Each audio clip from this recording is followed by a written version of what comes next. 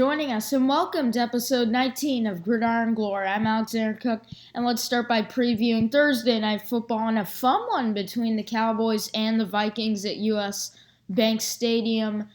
The Vikings made things interesting with a lead at one point, but eventually they had to play catch-up, scoring a touchdown, making it 17-15. They need a two-point conversion, but Sam Bradford couldn't get it done. He threw it about 10 feet in the air, and the Cowboys find a way to win again.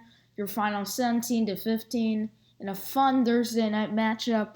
Cowboys now 11-1, while the Vikings fall to 6-6 after that great start. Dak Prescott didn't have the night of dreams, 139 yards with one TD, while Sam Bradford had a little bit of a better night with 247 yards and one touchdown. Ezekiel Elliott didn't have a huge night, 86 yards and one touchdown. Jay McKinnon for Minnesota had 41 yards and no TDs. Top receivers, Dez Bryant with 84 yards and one touchdown. Of course, for the Dallas Cowboys. And for Minnesota, it's A. Thielen with 86 yards and no touchdowns. And next week, we'll have another fun one on Thursday night with the Raiders, currently sitting at 9-2, taking on the Chiefs, who got a huge overtime win against the Broncos in an incredible Sunday night football game. And tonight, we're going to have some matchups with Western Michigan, Ohio. Of course, you can find my pick for that on my last podcast, episode 18 of Gridiron Glory. But now let's preview our Saturday, December 3rd games. And we've got some good ones starting at 12 p.m. Eastern Time with Temple taking on number 19, Navy in Annapolis, the AAC, or American Conference Championship game. And they're both good teams here. I think both of these teams are good. But I just think that Navy is too strong, especially on the offensive side of the ball. And at home, with the crowd in their favor, I think they're going to get the win. And then 12:30 p.m. Eastern on Fox, we've got number 10, Oklahoma State, taking on number 9, Oklahoma, at Memorial Stadium in Norman, Oklahoma. Of course, home to the Sooners. In this one, Baker Mayfield, D.D. Westbrook just doing too well. And I think Oklahoma State will be a little bit surprised by the pace of Oklahoma's game, unlike several of the other easy games Oklahoma State has played in the Big 12.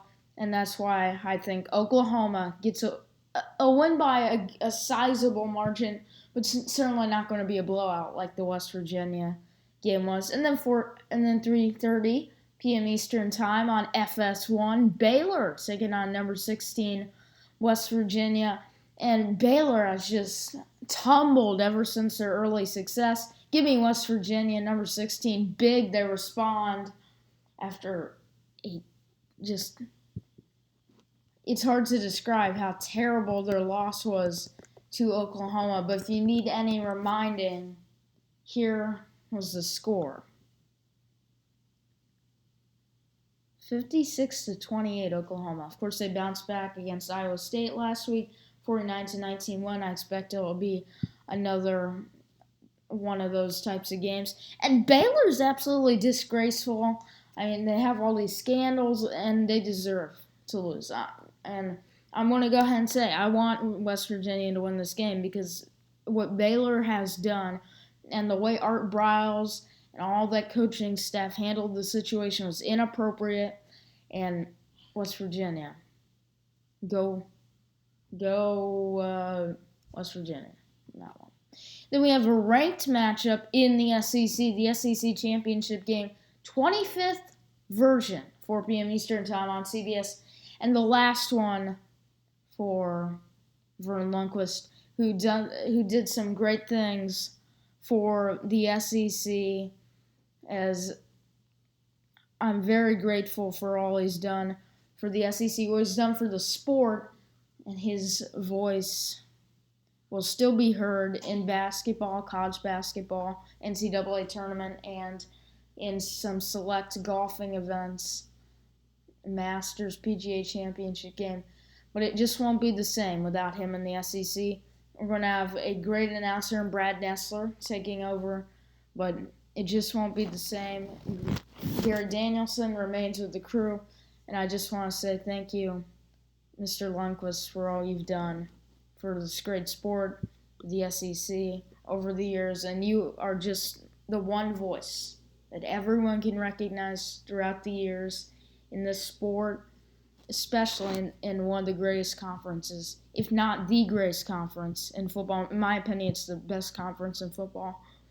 Big Ten's good, but there's nothing quite like the SEC. And, in the SEC, you cheer for the SEC team, whether that's your rival or not. And that's just, the tradition, the SEC, the winning, you don't find that elsewhere. Of course, the Big Ten's close, but they just can't match it. Number 3, Clemson will take on number 23, Virginia Tech in the Dr. Pepper ACC Championship game on 8 p.m. Eastern on ABC, of course, Saturday Night Football. And in this one, people are picking Clemson by a sizable margin, but I think Virginia Tech keeps it close. In the end, though, Clemson has too much experience on the big stage, and they're just going to overpower Virginia Tech, pull away in the end. And now for the hardest pick for me, at least. 8 p.m. Eastern Time on Fox. Number 6, Wisconsin will take on number 7, Penn State. Of course, who would have predicted Penn State would have got in there? And most of us went with Iowa getting in to the Big Ten championship game in the West. I personally predicted Nebraska, but they finished second. Wisconsin first. I didn't think Wisconsin was a good team was going to be a good team this year, but Paul Christ and company he was right. And this one, I think it's Wisconsin's defense that gets the job done. I think they're going to muster just enough offense to win this one, and I think they're going to pretty much shut down the Penn State offense.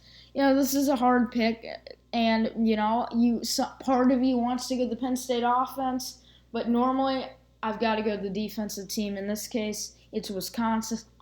I think they get the win, and now we could have a very interesting college football playoff situation. Of course, on our Sunday show, we'll be talking about this, giving you the rankings on Sunday. And it'll be very, very interesting what happens, especially if, let's say, Colorado beats Washington. And even maybe if Clemson lost. Now, it doesn't seem likely, but what would happen there? Even if Washington lost, there's going to be a lot of chaos in that committee. Want to watch out for that. Well, here are my college football playoff predictions. Dun, dun, dun, dun. At number 4, after escaping in a close game at Levi's Stadium against Colorado, number 8 in the nation, Washington is at number 4. Number 3, dun, dun, dun, dun. Going with Clemson, I think they get a close win against Virginia Tech. Number 2, dun, dun, dun, dun, Ohio State. And, I think they're just a stronger team. You've got Wisconsin and Penn State, but if you beat Michigan, okay, a very good Michigan team that theoretically could get in, assuming Washington loses, or even, they could possibly get in this thing. But Ohio State has just been too strong. I know they lost to Penn State, but they just look too strong to be left out. Give me Ohio State number 2. And number 1, Alabama rolls against number 15, Florida, and they're securely at number 1. Well, that's my playoff predictions. But what if things go awry? What if Washington loses? Who do I think go in? If Washington loses, I think Michigan would go in. Because I don't think Wisconsin and Penn State can muster enough to get in when you're faced with a team that played Ohio State into double overtime and could have won that game. I think Michigan's going to get in. I think there's going to be debate between the Big Ten champion and Michigan, but in the end, I think it's Michigan. If Clemson loses, then we're going to have a lot to talk about.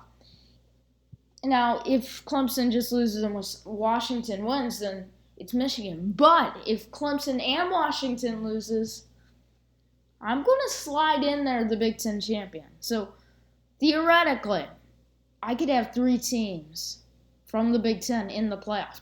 Does that seem like it would happen? No. And theoretically, Colorado or Oklahoma could get in there. Be a very good debate, and we'd have to see. But if the Big Ten championship game isn't a sloppy game, both teams look very good, then I think that the Big Ten champion would slide in. But they're going to have a lot to root for. They're going to have to root for their own team. They're going to have to root against Clemson. They're going to have to basically root against Washington. Because otherwise, I just don't see them getting in. They have to root for a very tight and a relatively high-scoring game. So, a blowout. Either one would work. But they're going to have to root for a lot if they want this thing to work. Well, that's it for Gridiron Glory, episode 19, a very quick episode with predictions, a recap of Thursday Night Football. Not too much football to predict here, but some very interesting games, some very interesting playoff scenarios. Remember, you'll want to catch our show Sunday because we're going to give you college football playoff top 25, all my analysis, my view on the final rankings, and a recap of all the Saturday games, plus, of course, our Friday night games tonight, and some very interesting action in college football. Of course, also our NFL picks. Can't leave the NFL out. And that's all you're going to see on our Sunday podcast, one that you won't want to miss. We'll also, of course, be posting our new blog post, so you want to check that out at sportsblog.weebly.com. So to conclude this episode, I want to say have a great college football weekend. We'll see you Sunday, or you'll hear me Sunday. And please follow us on Twitter at @TheFootballKids. That's @TheFootballKids. Check us out on Facebook by searching Gridiron Glory Sports Podcast. Check us out on Facebook also on my personal account by simply searching Gridiron Glory. Check me out on Google Plus by searching Gridiron Glory Sports Podcast. And please subscribe. And the one thing we'd like you to do the most is spread the word. And that is the greatest gift, the greatest thing you can do for us. Please spread the word, and we really do appreciate that. Well, once again, have a great college football weekend. We'll see you on Sunday. And so long from the studio. I'm Alexander Cook.